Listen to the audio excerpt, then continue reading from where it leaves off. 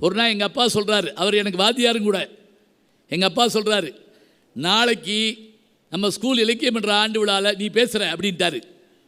எனக்கு என்ன வயசு தெரியுங்களா? எனக்கு அப்போ 12 வயசோ 13 வயசோ. நாளைக்கு நீ மேடையில் பேசுகிற. அது மேடையும் இல்லை ஒன்றும் இல்லை.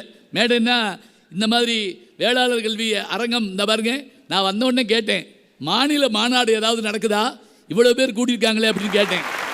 அப்படியான கல்வி நிலையம் நான் பார்த்ததில்லை. பேசுகிறேன்னு சொல்லிட்டாங்க. என்ன பண்ணாங்க தெரியுங்களா? ஒரு டேபிளை தூக்கி போட்டு அதில் என்னை ஏற்றி விட்டாங்க.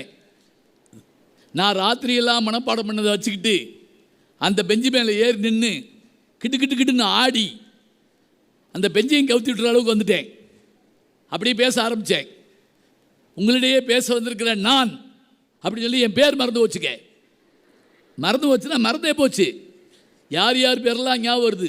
லாலா லஜபதி ராய் பேர் ஞாபகம் வருது.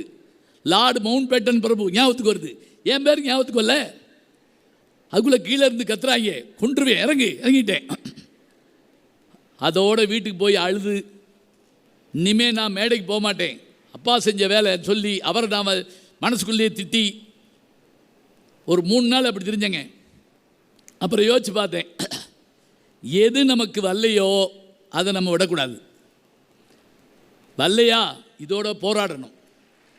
அப்படி போராடினதுனால என்ன லாபம் தெரியுங்களா?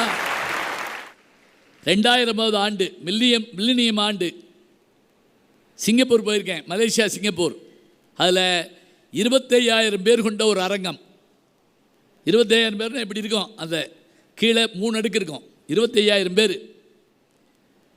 நான் 1 மணி நேரம் பேசி முடித்தோடனே அந்த 25,000 பேர் எந்திரிச்சு நின்று, அந்த ஊரில் அது ஒரு வழக்கம், எந்திரிச்சு நின்று கை தட்டினாங்க. அப்போவும் என் கண்ணில் கண்ணீர் வந்துச்சு.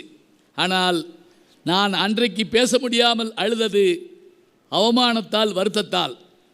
சிங்கப்பூர் மலேசியாவில் நான் பேசிய போது அவர்கள் எழுந்து கைதட்டியது என்னுடைய ஆனந்த கண்ணீராக மாறியதென்றால் நான் ஓடியிருக்கிறேன், விடாமல் ஓடியிருக்கிறேன் கூட சொல்லக்கூடாது, ஓடிக்கொண்டிருக்கிறேன்.